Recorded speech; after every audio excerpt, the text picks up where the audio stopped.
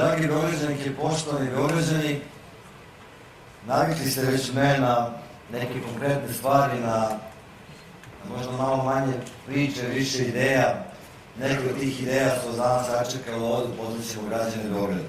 Želim bi da, pre nego što kažemo nekoliko stvari o tome gde smo, šta smo, rećemo, da jednu konkretnu stvar iskoristimo ovaj naš današnji skup. Malo Janko to napomenu. Pročito sam, što malo medija što pratim, da ova gradska vlast ima nameru da jedan takođe simbol Beograda, to je stari tramvajski most, sruši, uništi, kako neko reče, možda će neko da ga premaste, da se tamo neko šeta ako baš žele. Ja smatram da taj most mora da ostane tamo. 41. su ga stavili,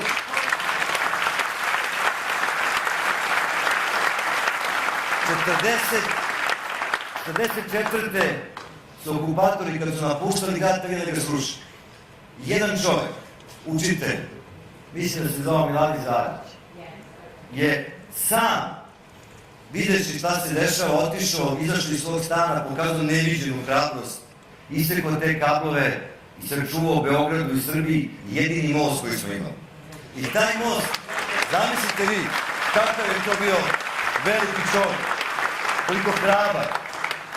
I taj most tamo stoji skoro 80 godina i sad došli neki Vesić i Mali da ga sruši. Pa čekaj, Nemci ga nisu srušili. Nikoga nije dirao. Pa nemate ni vi pravo da ga srušite.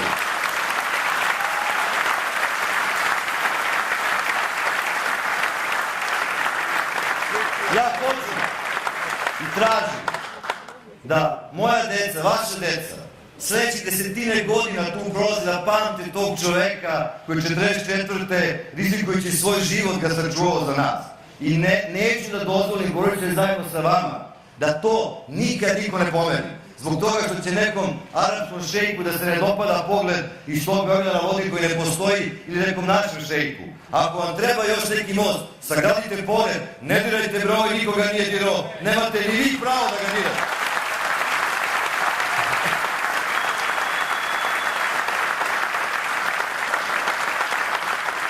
Počeću ovaj svoj drugi deo obraćanja jednom istinitom pričom, za koje mi kad sam ispričao pre neki dan, mnogi nisu verovali, neki znaju, izvinjavam se, ali ona je za mene sinonim toga što se u ovom gradu 4 godine desilo.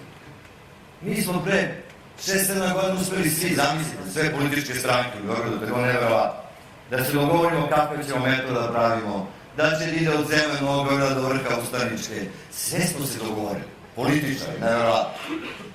Onda se napravi, radikali se napravi se SNS i ti neki dogovori nestane. I mi imamo komisiju u gradu stručnu vodio je Vukan Vučić. Nema veze s ovim Vučićem, nemojte ništa da brinete. Ovo je čovjek koji čitao život proveo u Pensilvaniji univerzitetu, predavao 50 metroa, toliko počeo doktorata i dođe tu komisiju. U tom trenutku ovaj mali Jovičić danas vodi Palelu, vodi tu odborničku grupu i kaže njemu, idite tek u svom komšiji tamo, odakle je moj ministar iz tog dela. Kaže, ta ima neka radna grupa za metro i tamo mi pravi probleme, malo pomoći. I on dođe i kaže na početku, izvinite, otkud mi znamo ko je Vukan Vučić, biografija, vamo tamo. On čovjek fino, i drugi neki su fini, kažu njemu, kao nije Vukan Vučić, da ste vi kvalifikovani za to. A oni mu kažu, što si ti kvalifikovani? Kakvi ti vezi imaš? On kaže, ja sam radio za metro. U tom trenutku svi stanu i kažu, čekaj, gdje si radio? Kaže, šta si radio? Veleprodaju. Kako bre veleprodaju? On čovjek mislio da je radna grupa za hipermarket metro, jer je vidio u Krljači da ima takav jedan, pa se još jedan treba se napraviti. Zamislite vi to, ljudi.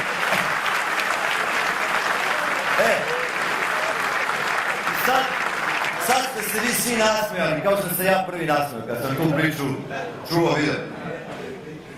Ali taj čovjek, nije mu bitno ime, on je ove 4 godine postao neka vlast u Beogradu. Taj čovjek koji je mislio da dolazi ti ljudi da pravi još jedan hipermarket, koji ne zna ni šta je metro i odlučivo da će sad taj novi metro da ide tamo dalje huje, da nema nikog, kroz Beograd na vodi, da također nema nikog, do Markiškog polja da isto nema nikog, znači fenomenalna linija metroa. To će jedan sablasan metro kao onim američkim filmama što gledamo da više nema nikoga, postoje neke šine. Pa to mi moramo da sprečimo. Jer to je jedna stvar koja ako se napravi, odnoše neke milijarde, niko više ne vrati Beograd na pravi kolosek i na pravi put. Ja sam se vratio u politiku, a nisam planirao, moram to da vam priznam, dobro jedno 6 meseci kada me Saša Janković zvao i rekao ajde, pa onda neki ljudi po ulici koji mi to govore, pa na kraju ja kažem stvarno, koga sam pogrešan čutao i ovo prethodno vreme, a došli smo u vreme kad je sramota čutati, ja ne mogu da čutim.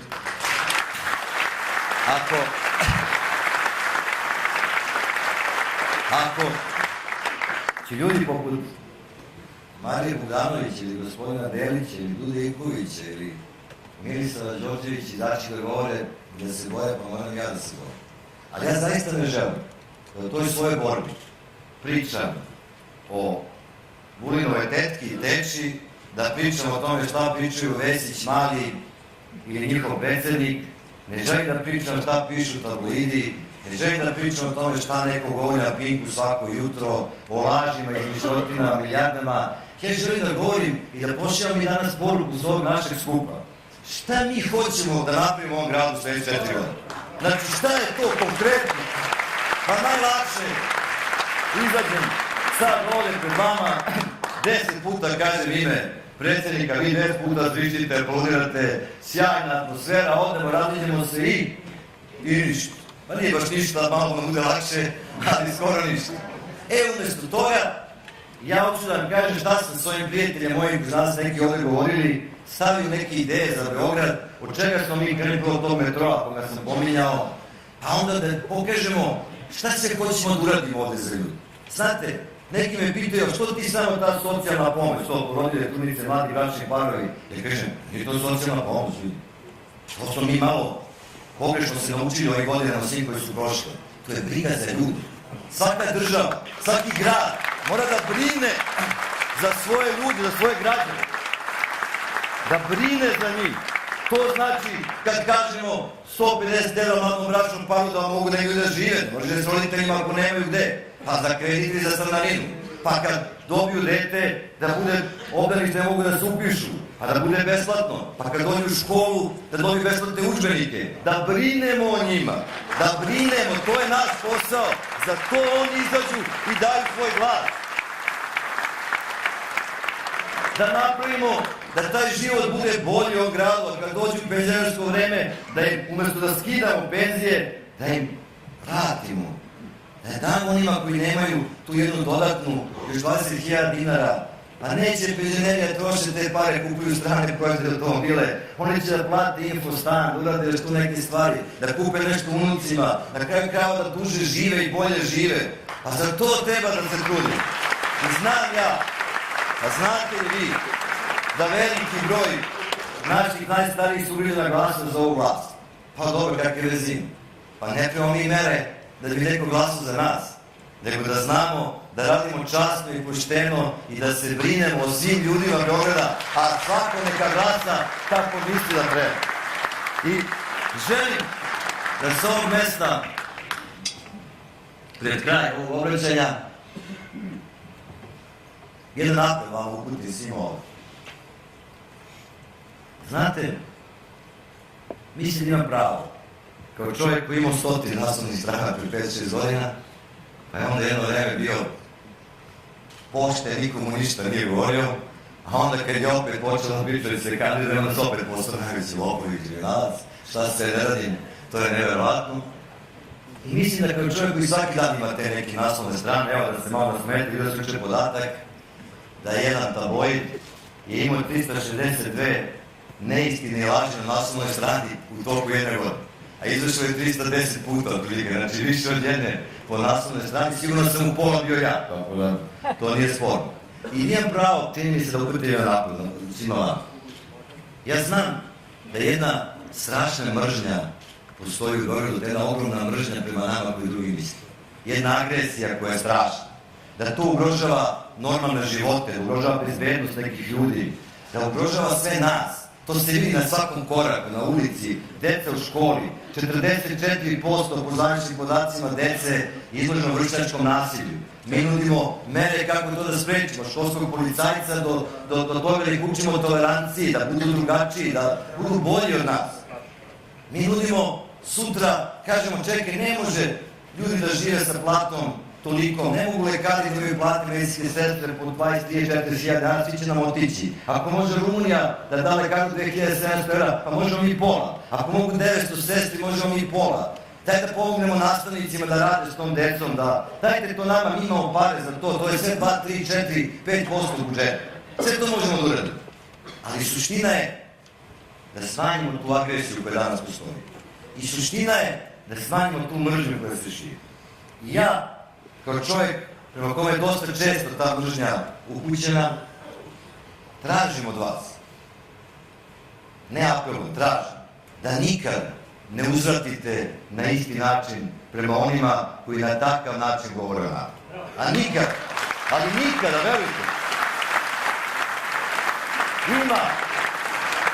ima sa te nazovi druge strane ljudi koji su tamo iz interesa.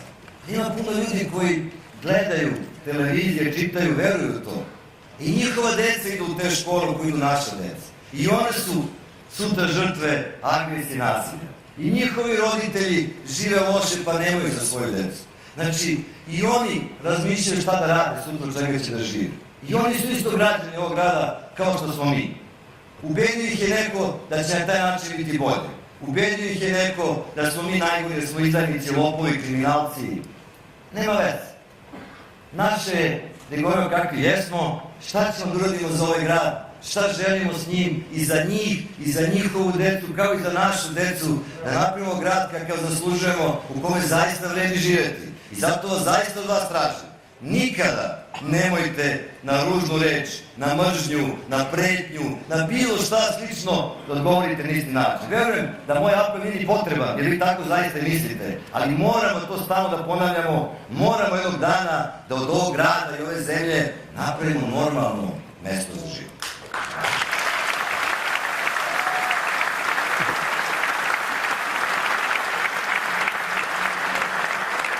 Strah je ogroman. Pa mi smo morali potpišemo ugovor sa nekom agencijom da obezbeđuje ovaj prostor. Nešto smo se plašili da će da bude nešto nego tako je po zakonu. 21 smo zvali, dok napokon jedna nije prihvatila da potpiše ugovor za nama. Mnogi su rekli da ćemo ljude, nije problem, ali nakon nas ne moramo da potpisujemo i tako. Znači, ogroman je strah, ljudi se plaše, ljudi ne smiju da kažu šta misle. Jedna organizacija tamo pa će zaokružiti. Ne moram da kažem jednu stvar, znate sam ja inženjer. Meni brojevi idu super, neke stvari sam malo grešio, evo tu je moja prijateljica Borka, ona me najviše kritika, ono što mi zapamtio, naučio, popravit ću se, zajedno s tim ljudi koji u tim oblastima znaju više od mene. A ne moram govorim malo brojevi. Znate, danas je najpopularnija stvar u Srbiji istraživanje. Ja nisam ni znao da postoji koliko agencija, kada dođe u izbori svaki dan neka malo. Ali nijedna od tih agencija istraživanja nije dala ovim ljudima koji su na vlasti više od 40% glasova na izlaznost do 100.000 ljudi. To je 320.000 ljudi za vladajuću stranu. Za ove koji su uz njih, SPS i slično još nekoliko desetina hiljada. Kad sve to saberete, to nije ni 400.000 ljudi. A u ovom gradu živi 1.600.000 ljudi. To znači da su oni ogromna manjina. To znači da smo mi, koji mislimo drugačije o tome kako ovaj grad gleda, ogromna većina. To znači da kad izađeš na ulicu, svako od vas, kad izađe na ulicu, prva dva čoveka koja sretne nisu za ovu vlast. Tek onaj treći je za ovu vlast.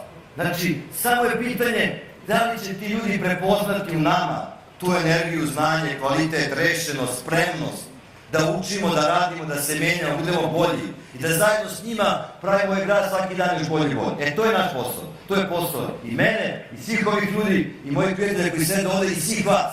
Da ih ubedimo da zaista postoji ogromna šansa da 4. marta pobedimo u Beogradu i da odavde krene promjena u celoj Srbiji.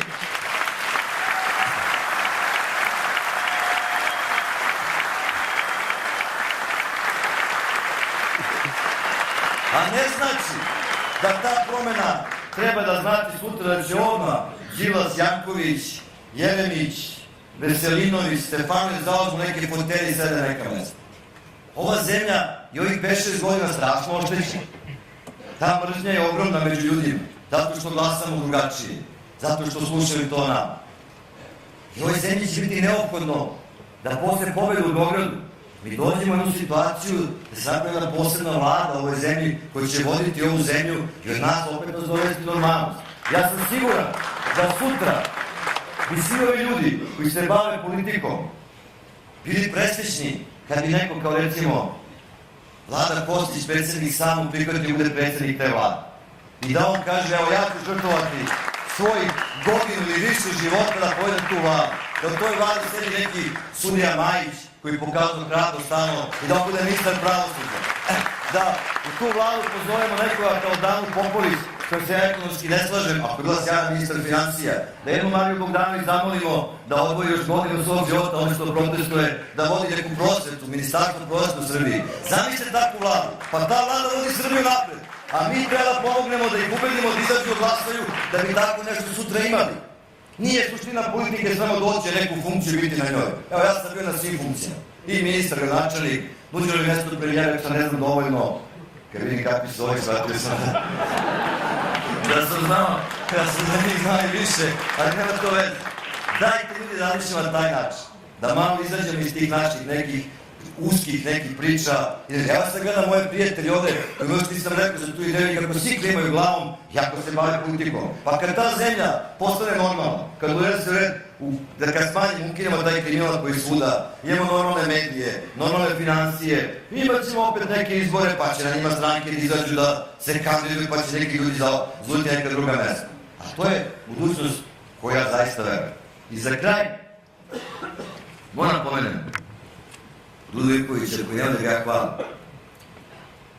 Pre jedno 5-6 dana čujem priču, kaže, Duda nećete podržiti, znaš, on je završio legalizaciju preko Vesića.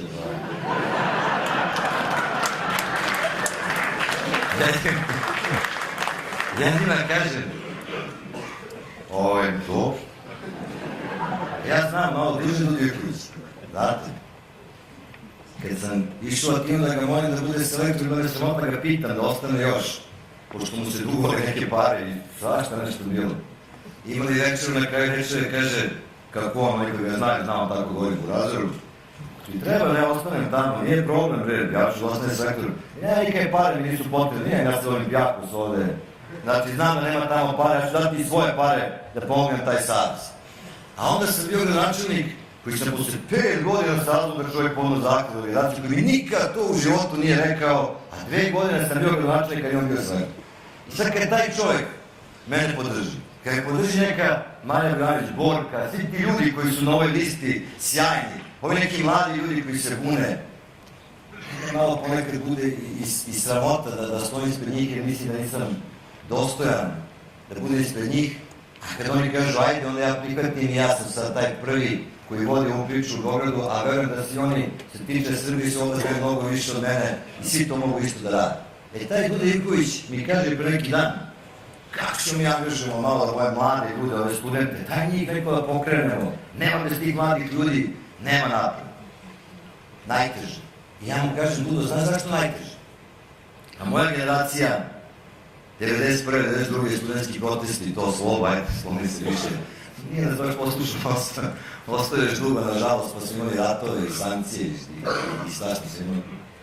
Ta moja generacija je studirala i htjela je da mijenja Srbiju i je planirala da ostane u Srbiji. Pa je razmišljala kako da je promeni, da ta Srbija bude bolja, već oni tu da žive. Nažalost, ove posljednje generacije potpuno s pravom manje o tome razmišljaju, više ne vjeruju da može da promeni. Oni razmišljaju da odu u inostranstvo ako mogu da ne odu.